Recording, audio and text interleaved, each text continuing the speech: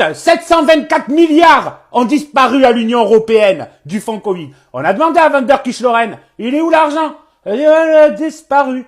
Eh ben regarde dans ton cul, connasse de Kichloren. Peut-être tu vas le retrouver. On peut pas perdre 724 milliards. C'est qui a pris l'argent? Ah, c'est quoi encore cette escroquerie? Oh là là, c'est pour ça qu'il faut quitter l'Union européenne. Vous voyez pas que c'est de la merde? En plus, ils nous vendent notre argent. Et ils le détournent. Où t'as mis l'argent, Kichloren, je veux dire? Tu as les arrangés? T'as perdu la mémoire? Tu sais plus où tu les as mis? Eh ben non, mais faut arrêter aussi, hein. Nous, on veut connaître toute la vérité. C'est-à-dire, on veut savoir qui a pris notre argent. Déjà, on apprend que l'Élysée a caché une commission d'enquête sur l'argent du Covid et la gestion du Covid. Et maintenant, on apprend que Kichloren a caché l'argent. De l'autre côté, on apprend que le virus est sorti du laboratoire P4 en Chine, à Wuhan. Et là, on s'est fait enculer de tous les côtés. Où est notre argent? Van der Kichloren, ta mère, il est où l'argent? Et bienvenue sur MPLP, mesdames et messieurs, Mickaël pour le peuple en ce mardi 28 janvier 2025. Comme vous l'avez entendu, mesdames et messieurs, nous allons parler Kichloren de mauvais goût, nous allons parler Covid, nous allons parler des États-Unis, mesdames et messieurs. Restez accrochés car j'ai une grande mise à jour à vous faire. Alors, la première nouvelle, c'est que la suspension de la chaîne principale se termine dans 24 heures. Et oui, nous serons au rendez-vous pour le 29 janvier, je l'imagine. Mais n'oublions pas que nous avons le 30 janvier un événement, la révélation par Candace Owens du fameux dossier. Et oui, nous avons aussi aux États-Unis beaucoup de choses qui se passent, mesdames et messieurs, puisque nous avons vu que notre cher Donald Trump a signé un tas de décrets, dont la libération des documents relatant l'assassinat de Kennedy, King, ou encore l'autre frère Kennedy qui s'est fait assassiner. Mesdames et messieurs, les États-Unis ont signé le décret pour sortir de l'OMS, l'Organisation mondiale de la santé. Ils sont sortis du traité de Paris sur le climat. Donc voilà, il y a eu beaucoup de choses qui se sont passées. Évidemment, vous avez vu le cessez-le-feu qui s'est passé entre Gaza, Israël, etc. Vous avez vu les otages qui ont été libérés. Vous avez entendu parler également de la Colombie et des ressortissants des immigrants illégaux qui ont été renvoyés chez eux en Colombie, mais aussi au Brésil. Le tout en quelques heures. Voilà, mesdames et messieurs, des promesses avaient été faites par rapport à l'élection de Donald Trump. Force de constater aujourd'hui que les promesses sont tenues. Également pour les impôts, mesdames et messieurs, la disparition des impôts pour les habitants américains, les résidents, les citoyens américains ne paieront plus d'impôts. Et oui, les choses repartent, mesdames et messieurs, comme cela était promis. Donc c'était clair, c'était tout ce qu'on voulait. Mais en attendant, vous voyez bien que les choses bougent aussi vite qu'elles sont dites. Donc voilà, mesdames et messieurs, pour commencer ce premier volet, je vous souhaite à tous une bonne vidéo. En forte hausse, le nombre de demandeurs d'emploi a bondi de 3,9% au quatrième trimestre 2024. C'est la plus forte augmentation en 10 ans, hors période Covid. Des chiffres peu surprenants au vu des plans sociaux qui s'enchaînent. On se prépare à une année difficile sur le front de l'emploi. Catherine Rougerie et Hervé Pozzo. Les visages fermés d'employés désemparés. Dans cette entreprise du Val d'Oise, spécialiste des verrous pour camions, le couperet est tombé début septembre. La direction a annoncé la fermeture de l'usine en 2025. Le choc pour les 58 salariés, dont certains ont plus de 20 ans d'ancienneté. C'est une catastrophe, on a des factures à payer, on a des crédits à payer et moi personnellement, je suis à découvert.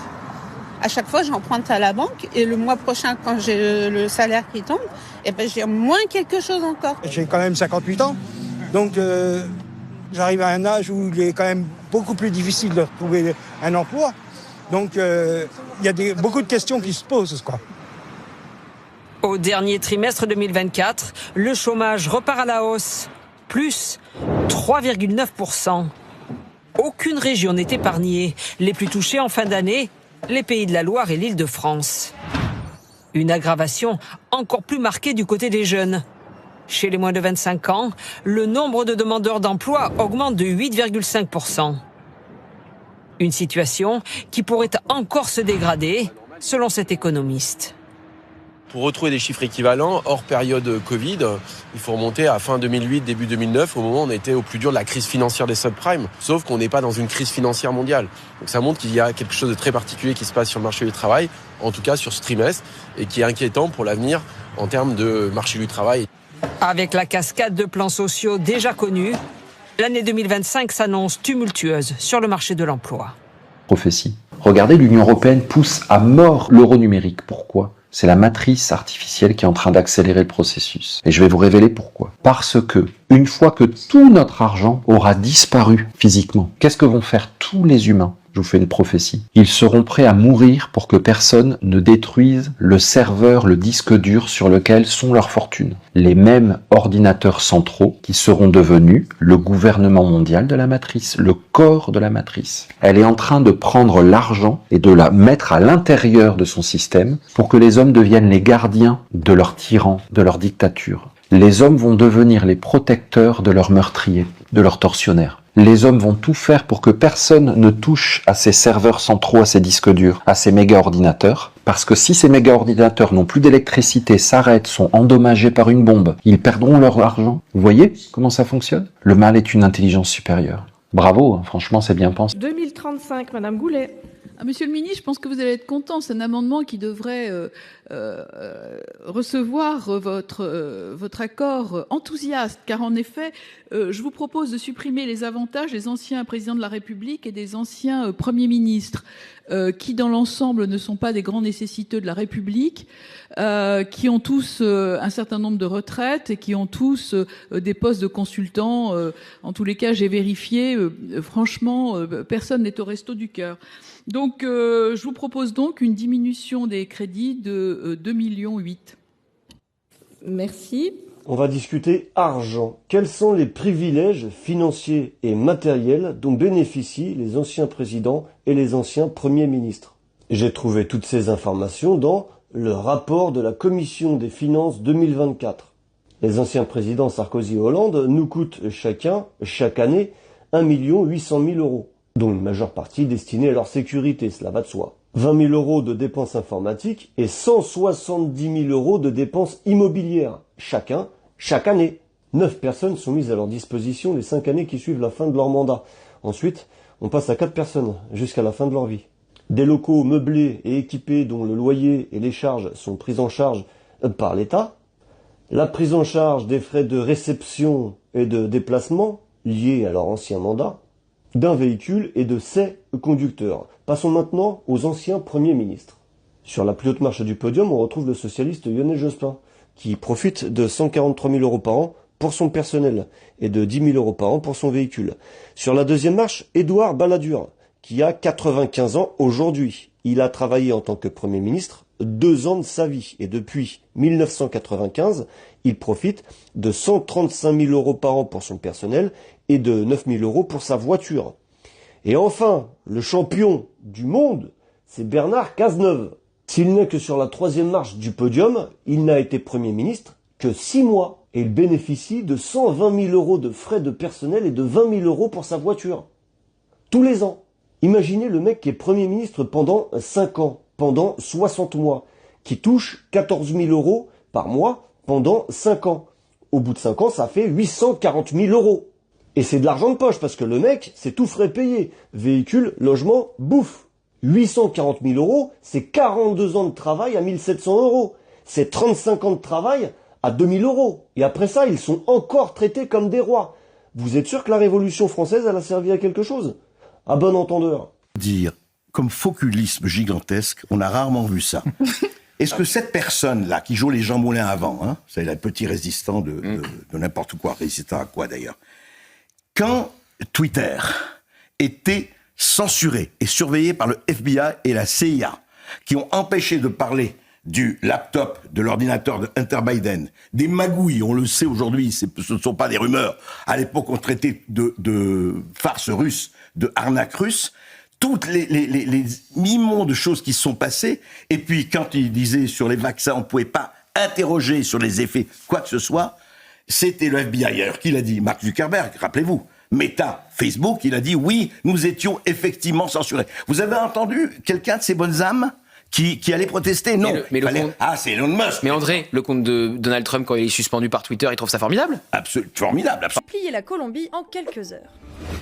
Tout s'est passé en une journée, dimanche 26 janvier. Le matin, le président colombien Gustavo Petro annonce refuser que des avions militaires américains atterrissent en Colombie avec à leur bord des migrants expulsés, et en l'occurrence des Colombiens. Début d'après-midi, Trump réagit sur Truth Social avec des menaces. Il annonce des droits de douane de 25% sur les importations colombiennes, la suspension des visas et d'autres sanctions économiques potentielles si la Colombie maintient son refus d'accueillir ces avions. En réaction, le leader colombien réagit de manière virulente à ces menaces et accuse notamment Trump de considérer les Colombiens comme des races inférieure. Entre-temps, quelques discussions secrètes ont lieu et à 22h10, Trump suspend ses menaces dans un communiqué qui explique, je cite, que la Colombie a accepté toutes ces conditions. Finalement, comme a dit Sarah Knafo aujourd'hui sur Europe 1, Donald Trump obtient en 2 heures ce que la France n'est pas capable d'obtenir depuis. So they found about 75 to 80,000 of those kids already. If they can get the list of these guys, 4 full days in office for Trump, if they can get the list of where some of those kids have been and they've been identifying it, you know, since the election, going after them and trying to find those little ones, what in the world was Biden's administration doing? Entre 70 000 et 80 000 enfants sur les plus de 300 000 disparus ont été sauvés. Il y a quelques jours sur la Fox News, on avait une journaliste très en colère et à la fois très soulagée de cette nouvelle. Alors pourquoi est-ce qu'elle était en colère? Alors que sous l'administration de Joe Biden, on disait qu'il était impossible de sauver ses enfants, en moins d'une semaine, sous l'administration de Trump, plus de 70 000 enfants ont été sauvés. Je vous rappelle que Trump a annoncé que c'était son premier combat de pouvoir lutter contre le trafic d'enfants. Il y a quelques jours sur la Fox News également, il y a eu une discussion sur le trafic d'enfants et sur ces 300 000 enfants disparus, où ils ont évoqué le sujet du film The Sound of Freedom, film financé par Mel Gibson, qui avait pour but de sensibiliser les gens au trafic d'enfants. Dans ce film, on voit absolument tout du trafic d'enfants, de la manière dont ils sont enlevés, d'où ils proviennent, comment est-ce qu'ils sont amenés jusqu'à être vendus. On y voit les containers, mais aussi le type de personnalité qui les achète. Ces enfants viennent bien souvent d'Amérique du Sud, et c'est pour cette raison que Donald Trump veut fermer les frontières. Pour l'instant, on ne connaît pas encore tous les détails du comment, du pourquoi, du où. Évidemment, nous en saurons plus d'ici quelques jours. Je vous suggère de vous abonner pour pouvoir suivre la suite des événements. Bon, appel à tous les automobilistes, notamment ceux de la région Occitanie, Auvergne, Rhône-Alpes et Provence-Alpes-Côte d'Azur. Bon, pour faire simple, des nouvelles voitures radars, des centaines de voitures radars vont débarquer en 2025. Elles seraient environ 400 sur nos routes actuellement et donc ce sont des entreprises privées qui embauchent des chauffeurs privés. Et donc je me suis renseigné sur le sujet, il faut plusieurs conditions pour faire partie de ces chauffeurs. Alors évidemment, il faut avoir le permis avec 10 points minimum, mais il faut aussi avoir un casier judiciaire vierge, notamment le bulletin 3. Le salaire pour ce poste est d'environ de 25 000 € par an et donc en gros toute la journée tu as juste à conduire en suivant un itinéraire précis. Mais vous allez me dire comment on détecte ces radars, voilà, est-ce qu'il y a un signe distinctif, comment ne pas se faire avoir? Eh bien sachez que vous avez le site radarprivé.fr qui recense toutes les voitures radar par région. Et donc quand tu regardes les photos des voitures, on peut remarquer qu'elles ont sur la lunette arrière à chaque fois un capteur qui est accroché dessus. Et donc il faut faire très attention à ce détail. Et je compte sur vous pour partager un maximum pour prévenir tout le monde. Jordan Bardella. Je souhaite faire un rappel au règlement, s'il vous plaît, sur la base de l'article 133 portant sur les déclarations de la Commission. Depuis sa prise de fonction, le président Trump a signé plusieurs dizaines de décrets montrant par là sa volonté d'appliquer sans délai et avec force son programme. Voici 2 mois que la Commission européenne est en place. C'est un rappel au règlement sur la base de l'article 133. Yeah, but this article is not about conferences outside or so. L'article 133 sur les déclarations de la Commission. Not when it's outside the institution. Sorry.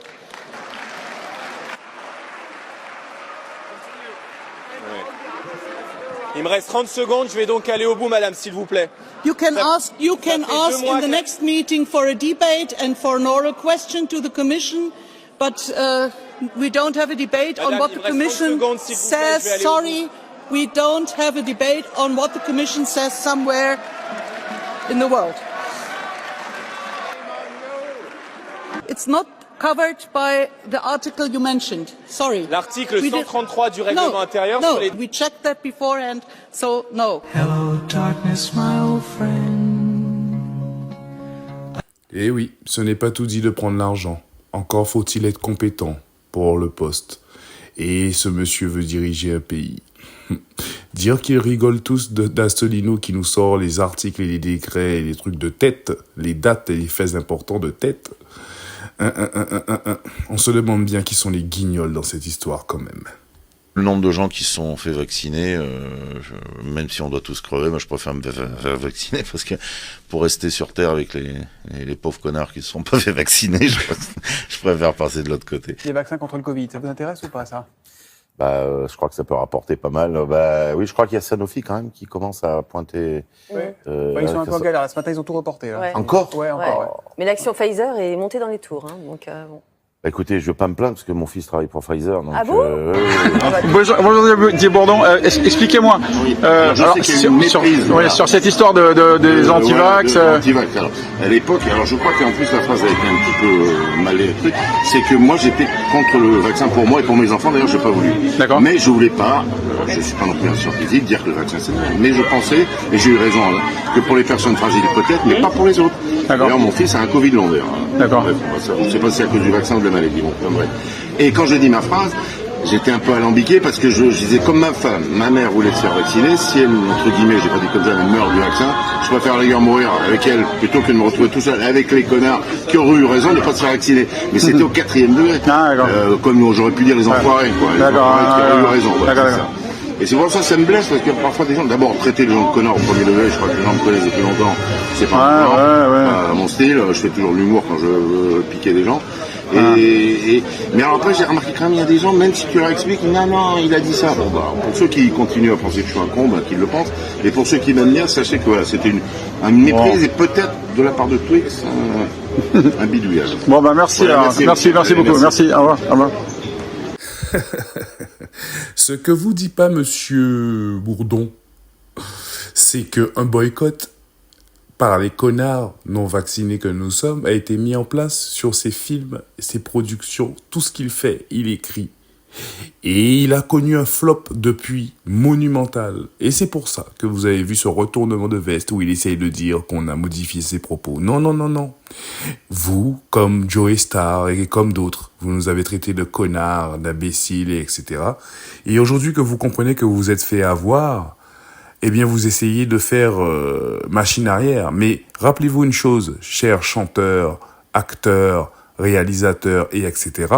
Nous sommes le public qui vous permettez de pouvoir faire votre métier. Si nous n'achetons pas le ticket pour venir voir votre film ou votre concert ou je ne sais quelle autre connerie et qu'il y a un boycott qui s'opère sur tout ce que vous pouvez faire et où même là où vous pouvez apparaître, eh bien oui, à la fin, vous vous rendez compte que vous travaillez pour nous. Eh oui, c'est dur, mais c'est comme ça. En plus de vous être fait avoir et de vous être trompé complètement, les connards, maintenant, c'est vous. Bienvenue dans le grand réveil. On va agiter devant vous ce qui devrait créer une révolution et vous n'avez rien fait. Vous n'allez rien faire. Parce que vous êtes des clébards. Vous êtes des clébards, vous ne prenez même pas la peine de lire les preuves qu'on vous met sous les yeux. Et c'est ce que je voulais faire, les amis. Je voulais faire cette vidéo le plus vite possible pour vous montrer qu'ils nous mettent les preuves sous les yeux. Tout est là. Les partis d'opposition peuvent lire ça et peuvent saisir, peuvent faire des procédures en destitution. Et ils ne le feront pas. Et c'est pour ça que des guignols comme moi sont là pour vous dire, ils nous mettent les preuves sous les yeux, je vais perdre mon temps, je vais les lire et je vais vous les raconter.